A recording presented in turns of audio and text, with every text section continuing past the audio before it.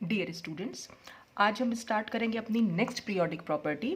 वो है ionization energy, या हम इसको कह सकते हैं आयनाइजेशन पोटेंशियल, या हम इसको कह सकते हैं आयनाइजेशन एंथैल्पी। इसको हम हिंदी में बोल देते हैं आयनन विभव या आयनन ऊर्जा। इससे पहले जो हमने अपनी पीरियोडिक प्रॉपर्टी डिस्कस की थी वो थी एटॉमिक साइज या एटॉमिक रेडियस, हम जिसको बोलते हैं परमाणु त्रिज्या। तो पहले अगर आपने वो वीडियो नहीं देखा है तो पहले आप वो वीडियो देख के आइएगा, तभी आप आगे कुछ इसमें समझ पाएंगे, क्योंकि उससे बहुत कुछ रिलेटेड है इस वाले टॉपिक में। तो सबसे पहले तो हम यही देख लेंगे कि ये आखिर आयनाइजेशन एनर्जी होती क्या है। अगर आयनाइजेशन एनर्जी की डेफिनेशन देखें तो डेफिनेशन के अकॉर्डिंग होगा the amount of energy required to remove the most loosely bound electron from the isolated gaseous atom. किसी गैसियस एटम से जो मोस्ट लूजली बाउंड इलेक्ट्रॉन होता है उसको रिमूव करने के लिए जितनी एनर्जी की हमें ज़रूरत पड़ती है उसी को हम बोल देते हैं आयनाइजेशन एनर्जी। अब ये मोस्ट लूजली बाउंड इलेक्ट्रॉन का क्या मतलब है? इसका मतलब होता है सबसे बाहरी कोश का इलेक्ट्रॉन, क्योंकि वही जो होता है सबसे ढीला। मोस्ट लूजली माने बहुत ढीला समझ लीजिए, बाउंड माने बंधा हुआ, तो बहुत ढीला बंधा हुआ हो वो जो न्यूक्लियस से, तो जो न्यूक्लियस से बहुत ढीला बंधा हुआ होगा वो सबसे बाहर का इलेक्ट्रॉन होगा। देखिए कैसे, हमने ये लिया, बीच में आ गया हमारा नाभिक, ठीक है, नाभिक के बाहर हमारी हो गई शेल, ठीक।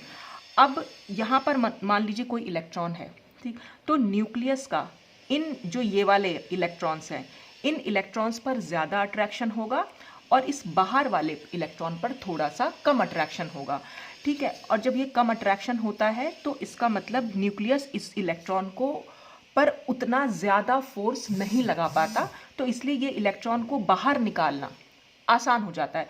तो हम क्या करते हैं, इस एटम को थोड़ी सी एनर्जी प्रोवाइड करते हैं, थोड़ी सी ऊर्जा इसको दे दी, ठीक है। जैसे थोड़ी सी एनर्जी इसको मिली तो ये इलेक्ट्रॉन जो है इसमें से बाहर निकल जाता है। तो जो एनर्जी हमने इसको दी इस इलेक्ट्रॉन को बाहर निकालने के लिए, उसी को हम बोल देते हैं आयनाइजेशन एनर्जी, ठीक है। तो ये होती है हमारी आयनन विभव या आयनन ऊर्जा। तो यहाँ पर हम अगर रिएक्शन के थ्रू देखें तो देखिए, अगर हमारा कोई ये एटम है जो गैसियस स्टेट में, जी का मतलब हो गया ये गैसियस स्टेट में है, गैसीय अवस्था, ठीक। हमने इसको एनर्जी दी जिसको हमने बोला आयनाइजेशन एनर्जी, तो क्या होगा, इसमें से एक इलेक्ट्रॉन निकल जाएगा। तो जब एक इलेक्ट्रॉन किसी एटम में से निकलता है, इस पर तो कोई चार्ज नहीं है, लेकिन जैसे ही इलेक्ट्रॉन निकलेगा, क्योंकि इलेक्ट्रॉन पर होता है एक नेगेटिव चार्ज, तो एक नेगेटिव चार्ज जब निकल गया तो इसका मतलब यहाँ पर हम दिखाएंगे कि एक इलेक्ट्रॉन कम हो गया, और कमी को हमने दिखा दिया पॉजिटिव चार्ज से, यानी जो न्यूट्रल एटम था, उदासीन परमाणु जो था, वो अब आयन में बदल गया, ठीक। अब नेक्स्ट टॉपिक है इसमें सक्सेसिव आयनाइजेशन एनर्जीज। अब ये सक्सेसिव आयनाइजेशन एनर्जीज का क्या मतलब है? सक्सेसिव माने एक के बाद एक, ठीक है, लगातार जब हम निकाल रहे हैं इलेक्ट्रॉन्स को। तो जैसे सपोज हमने सबसे पहले पहला इलेक्ट्रॉन निकाला, ठीक है, उसके बाद तो जो पहला इलेक्ट्रॉन निकालेंगे तब हम उसको बोलेंगे कि वो फर्स्ट आयनाइजेशन एनर्जी है, यानी वो पहली आयनाइजेशन एनर्जी है। फिर जब हम दूसरा इलेक्ट्रॉन निकालेंगे तो वो दूसरी आयनाइजेशन एनर्जी कहलाएगी। फिर जब हम तीसरा इलेक्ट्रॉन निकालेंगे तो वो थर्ड आयनाइजेशन एनर्जी। इसी तरह फोर्थ, फिफ्थ, सिक्स्थ, जितना भी 1 1 1 इलेक्ट्रॉन हम हर बार निकालते जा रहे हैं, तो उसी को हम बोल देते हैं सक्सेसिव एनर्जीज। तो इसका मतलब क्या हो, once the first electron has been removed from the gaseous atom, जब एक बार गैसियस एटम से हम पहला इलेक्ट्रॉन निकाल लेते हैं तो it is possible to remove second and successive electrons from positive ions one after the another. तो फिर ये पॉसिबल हो जाता है कि हम उस इलेक्ट्रॉन के बाद बाकी सेकेंड इलेक्ट्रॉन, थर्ड इलेक्ट्रॉन या फोर्थ इलेक्ट्रॉन उस पॉजिटिव आयंस में से हम निकालते चले जा सकते हैं। जैसे यहाँ पर रिएक्शंस के थ्रू समझाया भी गया कि यहाँ पर जब ये न्यूट्रल एटम था, यानी उदासीन, ठीक है, गैसियस एटम था, जब हमने इसे पहली बार एनर्जी दी जिसको हमने बोला IE1, आयनाइजेशन एनर्जी को मैंने शॉर्ट में यहाँ सब जगह IE लिखा हुआ है, तो आप समझ जाइएगा कि वो आयनाइजेशन एनर्जी है, ठीक है। तो ये IE1 क्यों लिखा है? क्योंकि हम पहली बार इसको एनर्जी दे रहे हैं। तो जब हम पहली बार एनर्जी देंगे तो एक इलेक्ट्रॉन इसमें से निकलेगा और इस पर आ जाएगा पॉजिटिव चार्ज, जो हमने यहाँ दिखा भी रखा है, इस पर आया पॉजिटिव चार्ज और एक इलेक्ट्रॉन यहाँ से निकल गया, ठीक। फिर हम क्या करेंगे, इस पॉजिटिव चार्ज आयन को दोबारा से और एनर्जी देंगे। तो जब सेकेंड एनर्जी हम दे रहे हैं तो उसको हम बोल रहे हैं, यानी सेकेंड टाइम जब हम एनर्जी दे रहे हैं तो वो हो गई IE2।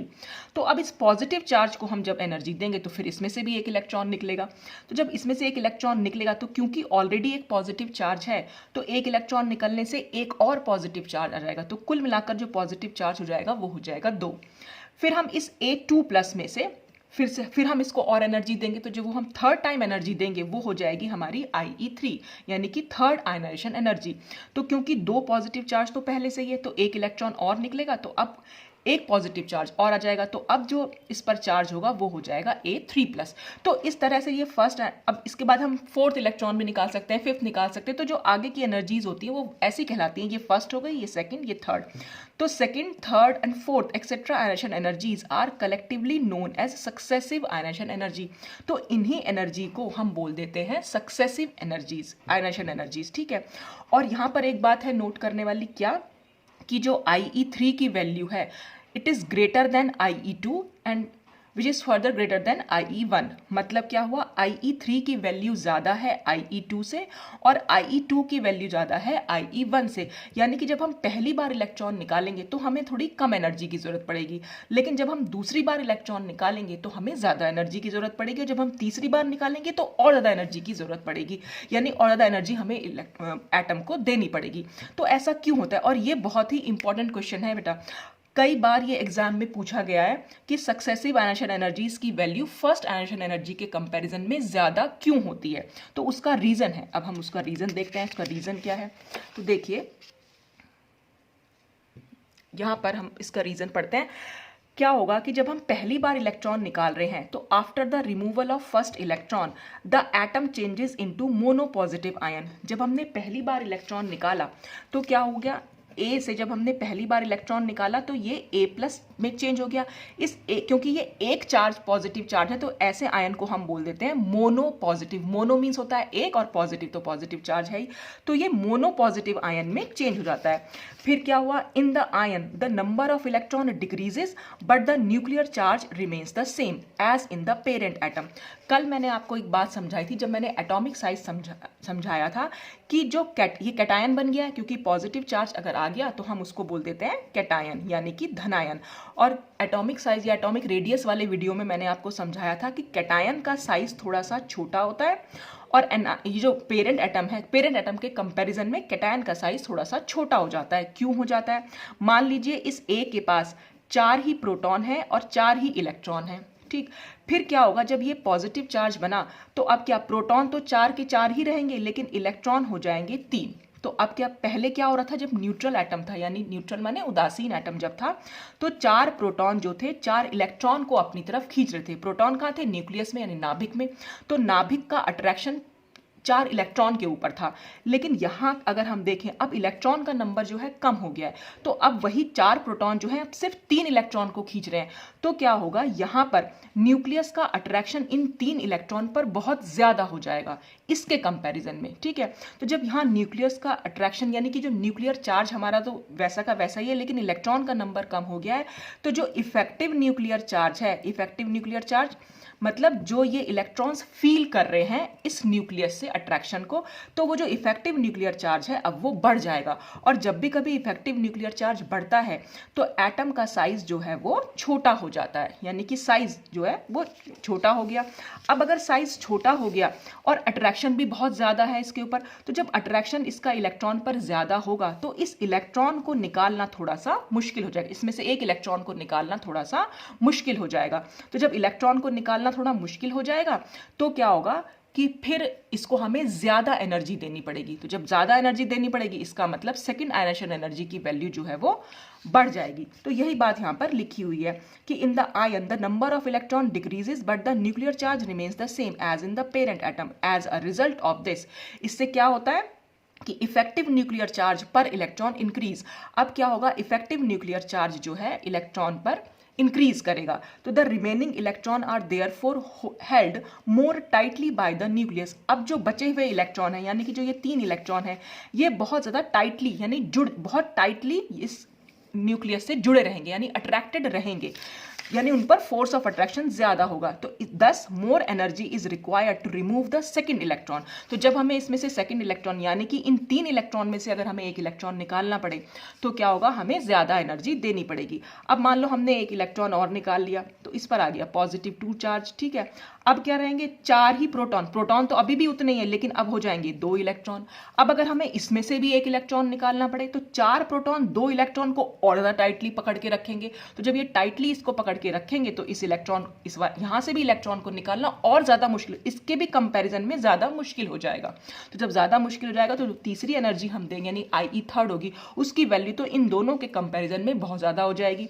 तो इसलिए क्या होता है, धीरे धीरे क्योंकि पॉजिटिव चार्ज जो है बढ़ता चला जा रहा है, या हम यूं कहें कि प्रोटॉन का नंबर तो सेम रह रहा है लेकिन इलेक्ट्रॉन का नंबर 1 बाय 1 धीरे धीरे कम हो जा रहा है, तो न्यूक्लियस का इन इलेक्ट्रॉन पर अट्रैक्शन जो है वो बढ़ रहा है। और जब अट्रैक्शन बढ़ता है तो इलेक्ट्रॉन को निकालने के लिए हमें ज्यादा एनर्जी की जरूरत पड़ती है, क्योंकि जब न्यूक्लियस और इलेक्ट्रॉन इन दोनों को, इसने इसको पकड़ के रखा हुआ है, तो हमें इनके अट्रैक्शन को तोड़ने के लिए थोड़ी ज्यादा एनर्जी इनको देनी पड़ेगी। और इसीलिए सक्सेसिव आयनाइजेशन एनर्जी की वैल्यूज फर्स्ट आयनाइजेशन एनर्जी के कंपैरिजन में ज्यादा होती है। ठीक, तो ये इसका आंसर हो जाएगा अगर ये क्वेश्चन आता है एग्जाम में। अब नेक्स्ट टॉपिक है कि factors affecting the value of IE, यानी वो कौन से फैक्टर्स हैं जो IE की वैल्यू को अफेक्ट करेंगे, प्रभावित करेंगे। तो पहला फैक्टर हो जाएगा साइज ऑफ एटम। अब साइज ऑफ एटम कैसे हो जाएगा, as the size of the atom increases, जैसे जैसे साइज एटम का साइज जो है वो इंक्रीज करेगा, outermost electron are less tightly held by the nucleus. जो बाहर का इलेक्ट्रॉन है, सबसे बाहरी इलेक्ट्रॉन है, वो न्यूक्लियस से थोड़ा सा कम टाइटली जुड़ा हुआ होगा। इसका क्या मतलब है अभी हम देख लेते हैं। देखिए, ये हमारा न्यूक्लियस है, ठीक है, न्यूक्लियस के बाहर हमने ये शेल बना दी, ये तो हो गया एक एटम। एक हमारा ऐसा एटम है यहाँ पर, ये सपोज इतना बड़ा, यहाँ पर एक इलेक्ट्रॉन है और यहाँ एक इलेक्ट्रॉन है और यहाँ पर बीच में बहुत सारे इलेक्ट्रॉन्स भी हैं, ठीक है। तो अगर हमें इस इलेक्ट्रॉन को निकालना है तो इस इलेक्ट्रॉन को निकालना ज्यादा आसान होगा। इसको बस हम थोड़ी सी एनर्जी दे देंगे और ये आराम से निकल जाएगा। क्यों? क्योंकि न्यूक्लियस और इस इलेक्ट्रॉन के बीच में, न्यूक्लियस जो इस पर इलेक्ट्रॉन पर अट्रैक्शन लगा रहा है, ये इलेक्ट्रॉन उस अट्रैक्शन को फील नहीं कर पा रहे हैं। तो यानी जो न्यूक्लियर चार्ज है वो अब घट जा रहा है और उसी को हम बोल देते हैं इफेक्टिव न्यूक्लियर चार्ज। तो इफेक्टिव न्यूक्लियर चार्ज क्योंकि यहाँ पर डिक्रीज हो रहा है, डिक्रीज माने कम हो रहा है। और क्यों कम हो रहा था? क्योंकि यहाँ पर बीच में इलेक्ट्रॉन्स हैं और वो इलेक्ट्रॉन्स की शील्डिंग इफेक्ट की वजह से, क्योंकि बीच में बहुत सारे इलेक्ट्रॉन्स हैं, इलेक्ट्रॉन्स जो हैं इस न्यूक्लियस को, इस बाहर वाले इलेक्ट्रॉन को अपनी तरफ खींचने से रोकेंगे, क्योंकि ये बीच में एक दीवार का काम करते हैं। तो ये न्यूक्लियस अब इस इलेक्ट्रॉन को ज्यादा तेजी से अपनी तरफ नहीं खींच पाएगा, तो इसलिए अब इसका जो इस पर, मतलब इसका जो इस पर अट्रैक्शन है वो कम हो जाएगा। तो इफेक्टिव न्यूक्लियर चार्ज जैसे ही कम होता है वहां पर क्या होगा कि आयनाइजेशन एनर्जी भी डिक्रीज करती है, बहुत कम एनर्जी हमें इसको देनी पड़ेगी और ये आराम से निकल जाएगा। तो आयनाइजेशन एनर्जी भी साइड बाय साइड डिक्रीज करेगी। अच्छा, यहाँ पर क्या है, क्योंकि साइज छोटा है तो न्यूक्लियस का इस इलेक्ट्रॉन पर अट्रैक्शन बहुत ज्यादा है। जब भी कभी अट्रैक्शन ज्यादा होगा यानी न्यूक्लियर फोर्स, जो बीच में फोर्स ऑफ अट्रैक्शन है वो ज्यादा होगा, तो हमें बहुत ज्यादा एनर्जी देनी पड़ेगी। तो यहाँ पर IE की वैल्यू हो जाएगी ज्यादा। तो साइज अगर जितना छोटा होता है IE की वैल्यू उतनी ज्यादा होती है और साइज जितना बड़ा होता है IE की वैल्यू उतनी कम होती है। तो यही यहाँ पर लिखा हुआ है कि as a result it becomes easier to remove the electron and therefore IE decreases with increase in size. तो हम साइज और IE दोनों एक दूसरे के ठीक उल्टा चलते हैं। तो जो जो ये फैक्टर्स हैं इनके क्या रिजल्ट निकल के आ रहे हैं वो हम यहाँ लिख लेते हैं। तो साइज जो हो जाएगा इनवर्सली प्रोपोर्शनल हो जाएगा आयनाइजेशन एनर्जी के। साइज जितना बड़ा होगा आयनाइजेशन एनर्जी उतनी कम होगी, ठीक है, और साइज जितना छोटा होगा आयनाइजेशन एनर्जी उतनी ज्यादा होगी। ठीक, ये तो हो गया साइज के बारे में। तो जैसे जैसे साइज इंक्रीज करेगा आयनाइजेशन एनर्जी जो है वो डिक्रीज करेगी। अब दूसरा फैक्टर है न्यूक्लियर चार्ज। तो जैसे जैसे न्यूक्लियर चार्ज बढ़ता चला जाता है उसका आउटर मोस्ट इलेक्ट्रॉन पर अट्रैक्शन भी बढ़ता चला जाएगा, और जब अट्रैक्शन बढ़ेगा तो इलेक्ट्रॉन को निकालना थोड़ा सा मुश्किल हो जाएगा और जिसकी वजह से IE जो है वो इंक्रीज करेगी। तो जैसे जैसे यहाँ पर न्यूक्लियस यानी नंबर ऑफ प्रोटॉन्स बढ़ते चले जाएंगे, जितना ज्यादा न्यूक्लियर चार्ज का मतलब नंबर ऑफ प्रोटॉन से ही होता है, नाभिकीय आवेश न्यूक्लियर चार्ज को हम बोलते हैं। तो जैसे जैसे नंबर ऑफ प्रोटॉन्स बढ़ेंगे ये इस इलेक्ट्रॉन को अपनी तरफ बहुत तेजी से खींच के रखेंगे। तो सेकंड फैक्टर हमारा क्या होगा, जो न्यूक्लियर चार्ज था हमारा वो प्रोपोर्शनल होता है IE के, ठीक है। न्यूक्लियर चार्ज जितना ज्यादा होगा IE की वैल्यू भी उतनी ज्यादा हो जाएगी। फिर थर्ड फैक्टर आता है screening effect, screening effect of the inner electrons. अब if the number of electrons in the inner shell is large, अगर अंदर वाले इलेक्ट्रॉन्स का नंबर होगा ज्यादा तो स्क्रीनिंग इफेक्ट भी ज़्यादा होगा, screening effect will be large. As a result, जिसके परिणाम स्वरूप क्या होगा, the nuclear electron attraction will be less. Nucleus का इलेक्ट्रॉन पर जो अट्रैक्शन है वो कम हो जाएगा। ये तो मैंने अभी आपको समझाया जब साइज समझाया था।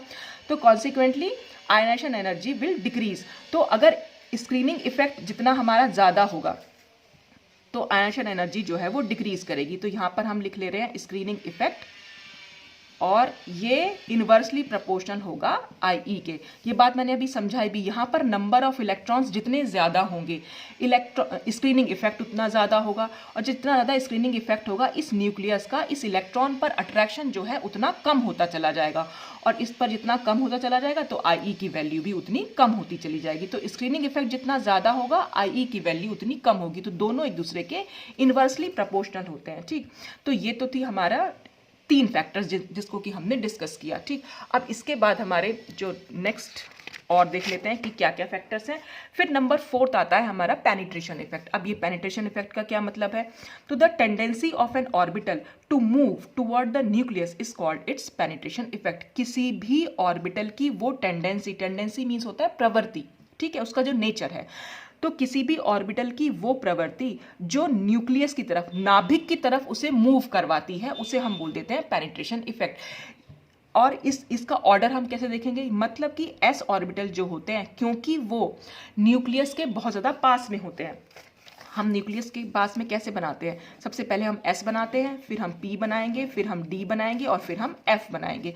तो देखिए F का डिस्टेंस न्यूक्लियस से बहुत ज़्यादा दूर हो गया है, ठीक है। तो हम यहाँ पर कहेंगे क्योंकि S जो है न्यूक्लियस के ज़्यादा पास में है, तो यानी कि इनकी प्रवृत्ति है न्यूक्लियस की तरफ जाने की, तो इनका पेनिट्रेशन इफेक्ट जो है ज़्यादा होगा, और F का पेनिट्रेशन इफेक्ट कम होगा क्योंकि ये न्यूक्लियस से बहुत ज़्यादा दूर है। तो S का यहाँ पर पेनिट्रेशन इफेक्ट ज़्यादा है और F ऑर्बिटल का पेनिट्रेशन इफेक्ट कम है। तो जिनका भी ज़्यादा मतलब the orbital with higher penetrating power, जिनका भी पेनिट्रेशन इफेक्ट ज़्यादा है, will be close to the nucleus, वो तो न्यूक्लियस के पास होंगे जैसे कि S orbital, and will be held firmly, यानी कि वो ये जो S ऑर्बिटल्स हैं ये न्यूक्लियस से बहुत ज़्यादा टाइटली अटैच्ड होंगे, यानी इनमें जो इलेक्ट्रॉन्स होंगे वो न्यूक्लियस से बहुत ज़्यादा टाइटली अटैच्ड होंगे क्योंकि वो न्यूक्लियस के बिल्कुल पास हैं। तो उन इलेक्ट्रॉन्स को निकालना जो है थोड़ा सा मुश्किल हो जाएगा। जब भी इलेक्ट्रॉन्स को निकालना मुश्किल होता है तो आयनाइजेशन एनर्जी जो है वो हाई हो जाती है, ठीक है। तो यानी कि S ऑर्बिटल के लिए अगर हमें इलेक्ट्रॉन निकालना है तो हमें बहुत ज़्यादा आयनाइजेशन एनर्जी देनी पड़ेगी, और अगर हमें F इलेक्ट्रॉन निकालना है तो हमें आयनाइजेशन एनर्जी थोड़ी इसके कंपैरिजन में थोड़ी सी कम देनी पड़ेगी, ठीक है। तो ये हो जाएगा पेनिट्रेशन इफेक्ट। तो जिसका पेनिट्रेशन इफेक्ट जितना ज़्यादा होता है IE की वैल्यू भी उतनी ज़्यादा होती है। अब हम नेक्स्ट फैक्टर पे आते हैं। नेक्स्ट फैक्टर है filled and half filled orbitals. अब सबसे पहले तो यही समझ लीजिए फिल्ड और हाफ फिल्ड का क्या मतलब है। देखिए ये एक हमारा है S ऑर्बिटल, दूसरा है P, फिर है D और ये है F। S ऑर्बिटल हमारा सिर्फ एक होता है, इसमें मैक्सिमम जो है 2 इलेक्ट्रॉन्स आ सकते हैं। किसी भी एक ऑर्बिटल में मैक्सिमम हमेशा 2 इलेक्ट्रॉन्स आ सकते हैं।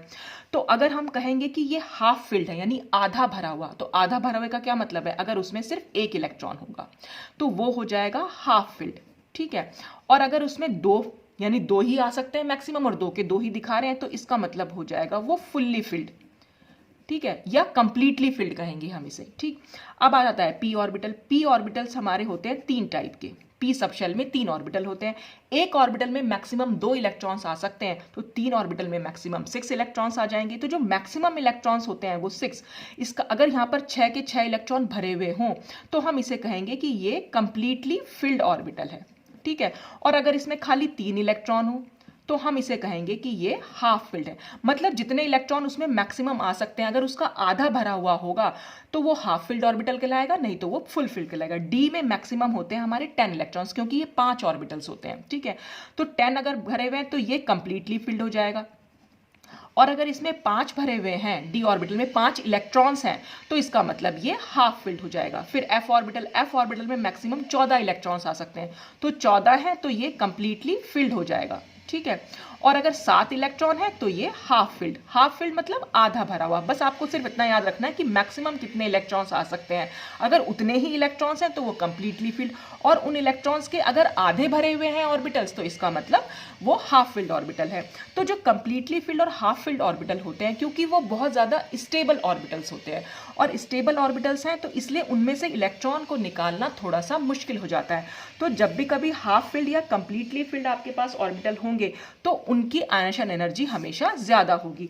तो हम यहाँ पर ये लिख सकते हैं चौथे फैक्टर के लिए कि यहाँ पर अगर हाफ फिल्ड हुआ या कंप्लीटली फिल्ड हुआ तो उनके लिए आयनाइजेशन एनर्जी बहुत ज़्यादा उनके प्रोपोर्शनल होगी, मतलब आप समझ सकते हैं। तो अब जैसे एग्जाम्पल के तौर पे हम क्या देखें, जैसे नोबल गैसेज हैं, जो इनर्ट गैसेज होती हैं, उनका जो आउटर मोस्ट कन्फिग्रेशन है वो NS2 NP6। तो S में मैक्सिमम 2 इलेक्ट्रॉन आ सकते हैं, P में मैक्सिमम 6। तो इसका मतलब इसका S ऑर्बिटल भी कंप्लीटली फिल्ड है, पूरा भरा हुआ है, और जो P ऑर्बिटल है वो भी पूरा भरा हुआ है। तो ये सबसे ज़्यादा स्टेबल होते हैं, इसीलिए पीरियोडिक टेबल में सबसे ज़्यादा ionisation energy, highest ionisation energy noble gases की होती है, क्योंकि वो कंप्लीटली फिल्ड होते हैं। अच्छा, फिर हम कंपैरिजन करें बेरिलियम या मैग्नीशियम के केस में। तो देखिए बेरिलियम का इलेक्ट्रॉनिक कन्फिग्रेशन होता है 1s2 2s2।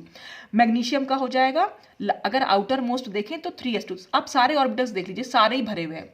हालांकि इलेक्ट्रॉन तो हमें आउटर मोस्ट निकालना है सबसे बाहरी, तो बाहर में आप देख रहे हैं S में 2 इलेक्ट्रॉन है और इसके भी S में 2 इलेक्ट्रॉन है, और S में मैक्सिमम 2 ही इलेक्ट्रॉन आ सकते हैं। इसका मतलब ये पूरे भरे हुए हैं, कंप्लीटली फिल्ड ऑर्बिटल्स हैं, इसलिए इनकी आयनाइजेशन एनर्जी काफ़ी ज़्यादा होती है। क्या हम बात करें नाइट्रोजन या फॉस्फोरस की, नाइट्रोजन में क्या हो जाएगा कॉन्फ़िगरेशन 1s2 2s2 2p3। तो आप देख रहे हैं 2p में कुल 3 इलेक्ट्रॉन है, तो इसका मतलब ये हाफ फिल्ड है। p में मैक्सिमम 6 इलेक्ट्रॉन आते हैं तो वो कंप्लीटली फिल्ड होता है। और ऐसे ही फॉस्फोरस की बात करें तो यहाँ पर भी p में जो है खाली 3 ही इलेक्ट्रॉन है, तो ये हाफ फिल्ड है, तो इसलिए इनकी भी आयनाइजेशन एनर्जी जो है वो लार्ज होगी। ठीक, तो ये 5 फैक्टर्स हमारे बहुत इंपॉर्टेंट है जिन्हें हमें पता होना चाहिए कि इनका इफेक्ट क्या पड़ता है। तो उसी बेसिस पर अब हम पीरियोडिक ट्रेंड्स देखेंगे इस आयनाइजेशन एनर्जी के, कि भाई पीरियड में चलने पर आयनाइजेशन एनर्जी बढ़ेगी या घटेगी, और ग्रुप में चलने पर आयनाइजेशन एनर्जी घटेगी या बढ़ेगी। तो उसी बारे में हम यहाँ पर बात कर लेते हैं। तो सबसे पहले इसमें आएगा variation of ionisation energy in a period. किसी पीरियड में मूव करने पर आयनाइजेशन एनर्जी पर क्या फर्क पड़ेगा। अब देखिए पीरियड में हम कैसे मूव करते हैं। हम चल रहे हैं लिथियम से, lithium, beryllium, boron, carbon, nitrogen, oxygen, fluorine, और ये हो गया नियॉन। तो हम पीरियड में चलते हैं लेफ्ट टू राइट। ठीक, अब यहाँ पर नॉर्मली अगर हम देखें, जनरल अगर हम बात करें, तो हमने इससे पहले एटॉमिक साइज की बात की थी, परमाणु त्रिज्या की। तो परमाणु त्रिज्या जब हम लेफ्ट टू राइट चल रहे थे तो एटम का साइज जो है वो डिक्रीज हो रहा था, घट रहा था। तो जब साइज डिक्रीज होगा तो हम यहाँ पे हमने जो साइज के लिए बनाया था अपना, अभी हमने जो पढ़ा आयनाइजेशन एनर्जी के बारे में, कि साइज और आयनाइजेशन एनर्जी दोनों एक दूसरे के ठीक उल्टे होते हैं। तो अगर एटॉमिक साइज घट रहा है तो आयनाइजेशन एनर्जी जो है वो बढ़ेगी। तो इन जनरल हम ये बोल सकते हैं कि ionisation energy increases in a period as the atomic number increases, और क्योंकि धीरे धीरे एटॉमिक नंबर इंक्रीज करता है, और this is because in a period the nuclear charge increases and the atomic size decreases. क्योंकि एटॉमिक साइज घट रहा है भले ही न्यूक्लियर चार्ज बढ़ रहा है। ठीक है, as a result the electron are attracted more and more strongly by the nucleus. तो देखिए अगर हम न्यूक्लियर चार्ज भी धीरे धीरे बढ़ रहा है, न्यूक्लियर चार्ज से मतलब क्या है, नंबर ऑफ प्रोटॉन से। यहाँ पर नंबर ऑफ प्रोटॉन 3 थे, ये 4 5 6 7 8 9 और 10। तो न्यूक्लियर चार्ज भी बढ़ रहा है और एटम का साइज जो है वो डिक्रीज हो रहा है। और न्यूक्लियर चार्ज जब बढ़ता है तो न्यूक्लियर चार्ज प्रोपोर्शनल होता है आयनाइजेशन एनर्जी के। अगर न्यूक्लियर चार्ज बढ़ेगा तो आयनाइजेशन एनर्जी भी बढ़ेगी। तो यहाँ पर क्या हो रहा है, न्यूक्लियर चार्ज भी हमारा बढ़ रहा है, तो इसलिए आयनाइजेशन एनर्जी भी बढ़े। दोनों फैक्टर्स हमें ये बता रहे हैं, एटॉमिक साइज घटने से आयनाइजेशन एनर्जी बढ़ती है और न्यूक्लियर चार्ज के बढ़ने से आयनाइजेशन एनर्जी बढ़ती है। और लेफ्ट टू राइट जाने पर एटॉमिक साइज डिक्रीज हो रहा है और न्यूक्लियर चार्ज बढ़ रहा है। तो दोनों का इफेक्ट जो आ रहा है वो आयनाइजेशन एनर्जी इंक्रीज करता हुआ आ रहा है। तो हम ये जनरल तो कह सकते हैं कि लेफ्ट टू राइट जब हम चलेंगे तो एटॉमिक साइज डिक्रीज होने के कारण और न्यूक्लियर चार्ज बढ़ने के कारण आयनाइजेशन एनर्जी जो है वो इंक्रीज करती है। लेकिन ऐसा बिल्कुल जब हम अंदर तक घुसेंगे ना, एक एक पीरियड का एक एक एलिमेंट देखेंगे, तब वहां पर हमें कुछ इरेगुलरिटीज देखने को मिलती हैं, यानी कुछ असमानताएं देखने को मिलती हैं। अब वो असमानताएं क्या हैं, हम वन बाय वन चलते हैं। तो देखिए अब जब हम चले यहाँ लिथियम से बेरिलियम की तरफ, तो लिथियम का कॉन्फ़िगरेशन होता है 1s2 2s1, और बेरिलियम का होता है 1s2 2s2। तो यहाँ तो नॉर्मल हम यही बात कहेंगे क्योंकि एटॉमिक साइज जो है हमारा डिक्रीज कर रहा है और न्यूक्लियर चार्ज जो है वो हमारा बढ़ रहा है, तो इसलिए आयन एनर्जी जो है वो इंक्रीज करेगी। तो यहाँ पर तो यही बात हमने लिखी हुई है कि on moving from lithium to beryllium there is an increase in ion energy and this is due to increased nuclear charge and smaller atomic size। ठीक, यही बात मैंने आपको बताई। अब हम चले बेरिलियम से बोरॉन की तरफ। जब हम बेरिलियम से बोरॉन की तरफ जाएंगे तो हमें साइज जो आयन एनर्जी है थोड़ी सी घटती हुई दिखाई देगी। ठीक है, नॉर्मली हम अभी क्या बोल रहे थे कि ion energy left to right चलने पर बढ़ेगी, लेकिन जब हम 1 to 1 चलेंगे किसी किसी एटम में तो कुछ कुछ इरेगुलरिटीज देखने को मिलेगी। तो बेरिलियम से बोरॉन की तरफ जाने पर भी आयन एनर्जी को बढ़ना चाहिए था, जो कि हमारा ये दोनों फैक्टर्स कह रहे हैं। लेकिन हुआ क्या, जब हम बोरॉन, अब हम देखें बेरिलियम का कन्फिग्रेशन, बेरिलियम का हो गया 1s2 2s2 और यहाँ बोरॉन का क्या हो जाएगा, बोरॉन का हो जाएगा 1s2 2s2 और 2p1। तो यहाँ पर क्या है, s पे कंप्लीटली फिल्ड इलेक्ट्रॉन्स है, यहाँ पर हमारा कंप्लीटली फिल्ड ऑर्बिटल्स हो गए, क्योंकि s में मैक्सिमम 2 ही इलेक्ट्रॉन्स आ सकते हैं और p में तो मैक्सिमम 6 आते हैं, या हाफ फिल्ड होता तो 3 आते हैं। यहाँ पर तो खाली एक ही इलेक्ट्रॉन है, तो ना तो ये कंप्लीटली फिल्ड है और ना ही ये हाफ फिल्ड है।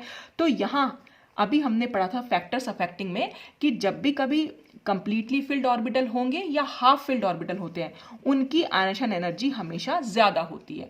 तो इसलिए बेरिलियम और बोरॉन के कंपैरिजन में बेरिलियम की आयन एनर्जी जो है थोड़ी सी बढ़ेगी, ज्यादा होगी, और बोरॉन की थोड़ी सी कम हो जाएगी। तो इसलिए जब लिथियम से बेरिलियम चले तब तो आयन एनर्जी बढ़ी, लेकिन जब बेरिलियम से बोरॉन गए तो आयन एनर्जी थोड़ी सी घटेगी। और वो घटी क्यों है, क्योंकि ये जो है कंप्लीटली फिल्ड ऑर्बिटल है और कंप्लीटली फिल्ड ऑर्बिटल की आयन एनर्जी हमेशा ज्यादा होती है और ये यहाँ पर थोड़ी सी कम हो जाएगी, क्योंकि ना तो ये कंप्लीटली फिल्ड है ना ये हाफ फिल्ड है, तो यहाँ पर एनर्जी जो है थोड़ी सी घट के आएगी। ठीक, तो यही हमने यहाँ लिखा हुआ है कि in boron the last electron in 2p orbital which is at a slightly higher energy than 2s is easy to be removed. एक तो यही रीजन हो गया कि वहां पर 2p ऑर्बिटल है और थोड़ा सा हायर एनर्जी होता है, तो हायर एनर्जी ऑर्बिटल से इलेक्ट्रॉन को निकालना थोड़ा सा आसान हो जाता है। और दूसरा रीजन इसका इलेक्ट्रॉनिक कन्फिग्रेशन है कि इलेक्ट्रॉनिक कन्फिग्रेशन बोरॉन का ये है जो कि लेस स्टेबल है, और बेरिलियम का 1s2 2s2 है जो कि हाईली स्टेबल है, और हाईली स्टेबल से इलेक्ट्रॉन को निकालना थोड़ा सा मुश्किल होता है। और जब भी इलेक्ट्रॉन निकालना मुश्किल होगा तो आयन एनर्जी हमेशा बढ़ के आएगी। ठीक, फिर हम चले बोरॉन से कार्बन और कार्बन से नाइट्रोजन, यानी कि बोरॉन से कार्बन और कार्बन से नाइट्रोजन। तो यहाँ पर हमें सिंपल यही फंडा लेना है कि एटॉमिक साइज हमारा डिक्रीज कर रहा है और न्यूक्लियर चार्ज हमारा इंक्रीज कर रहा है, तो आयन एनर्जी हमारी इंक्रीज ही करेगी। तो as we move from boron to carbon, carbon to nitrogen, IE keeps on increasing due to increasing nuclear charge and decreasing atomic size। वही जो रीजन मैंने आपको भी बताया। ठीक, अब फिर हम चलेंगे नाइट्रोजन से ऑक्सीजन की तरफ। अब जब हम नाइट्रोजन से ऑक्सीजन की तरफ चलेंगे तो क्या होगा, नाइट्रोजन का अगर हम इलेक्ट्रॉनिक कन्फिग्रेशन देखें तो 1s2 2s2 और 2p3, और ऑक्सीजन का अगर हम देखें तो 1s2 2s2 2p4। तो यहाँ पर फिर से हमें स्टेबल कन्फिग्रेशन मिला, क्योंकि यहाँ पर p ऑर्बिटल जो है वो हाफ फिल्ड ऑर्बिटल है। हाफ फिल्ड ऑर्बिटल अभी बताया कि उनकी आयन एनर्जी हमेशा ज्यादा होती है। ठीक है, और इस ऑक्सीजन की आयन एनर्जी थोड़ी सी कम हो जाएगी। तो इसलिए नाइट्रोजन से जब हम ऑक्सीजन की तरफ चलेंगे तो यहाँ पर हमें थोड़ी सी डिक्रीज देखने को मिलेगी। तो as we move from nitrogen to oxygen there is slight decrease in ion energy because the electronic configuration of nitrogen is more stable than oxygen. तो ऑक्सीजन के कंपेरिजन में क्योंकि नाइट्रोजन का इलेक्ट्रॉनिक कन्फिग्रेशन ज्यादा स्टेबल है, क्यों, क्योंकि उसका 2p ऑर्बिटल जो है वो हाफ फिल्ड है। फिर हम ऑक्सीजन से फ्लोरीन और फ्लोरीन से नियॉन चलेंगे तो फिर से हमारा यही फंडा लगेगा कि एटॉमिक साइज हमारा डिक्रीज कर रहा है और न्यूक्लियर चार्ज इंक्रीज कर रहा है, तो आयन एनर्जी ओवरऑल जो है वो इंक्रीज करेगी। ठीक, अब हम देखेंगे variation of ion energy in a group. जब हम ग्रुप में मूव करेंगे तो ग्रुप में हम कैसे मूव करते हैं, ऊपर से नीचे। तो हम यहाँ पर मूव कर सकते हैं, सबसे पहले ऊपर हमारा लिथियम आ जाएगा। ठीक है, लिथियम के बाद सोडियम आ जाएगा, फिर पोटेशियम आएगा, रुबीडियम, सीजियम, इस तरह से टॉप टू बॉटम चल रहे हैं। टॉप टू बॉटम चलने पर क्या हो रहा है, यहाँ पर अगर हम ओवरऑल देखें तो क्योंकि साइज जो है हमारा बढ़ता चला जा रहा है, भले न्यूक्लियर चार्ज भी बढ़ रहा है लेकिन साथ साथ हमारा शेल्स का नंबर भी बढ़ता चला जा रहा है। तो जब जब साइज हमारा बढ़ेगा तो साइज हमारा क्या होता है, न्यूक्लियर चार्ज के बिल्कुल ठीक ऑपोजिट चलता है। न्यूक्लियर चार्ज कह रही हूँ मैं, आयनिशन एनर्जी के ठीक ऑपोजिट चलता है। तो साइज जितना बड़ा होगा आयनिशन एनर्जी उतनी कम होगी। तो टॉप टू बॉटम चलने पर हमारी आयनिशन एनर्जी जो है वो डिक्रीज करती है। अब हम देखेंगे कि वन बाय वन और भी कुछ फैक्टर्स हैं जिनके बारे में हम बात कर लेते हैं कि within a group there is a gradual decrease in ionisation energy. Ionisation energy decrease करती है जब हम टॉप टू बॉटम चलते हैं। तो वो हम देखेंगे कुछ फैक्टर्स का नेट इफेक्ट निकल के क्या आता है। तो सबसे पहले तो in going from top to bottom, जब हम टॉप टू बॉटम चलते हैं किसी ग्रुप में तो न्यूक्लियर चार्ज इंक्रीज करता है। क्यों? क्योंकि नंबर ऑफ प्रोटॉन्स तो इंक्रीज कर रहे हैं, एटॉमिक नंबर सबका इंक्रीज कर रहा है तो नंबर ऑफ प्रोटॉन्स इंक्रीज कर रहे हैं, और नंबर ऑफ प्रोटॉन्स इंक्रीज करेंगे तो नाभिकीय आवेश भी इंक्रीज करेगा। फिर there is a gradual increase in atomic size due to an additional principal shell, क्योंकि यहां पर देखिए इसका इलेक्ट्रॉनिक कन्फिगरेशन आउटर मोस्ट था 2s1, सोडियम के लिए 3s1, फिर 4s1।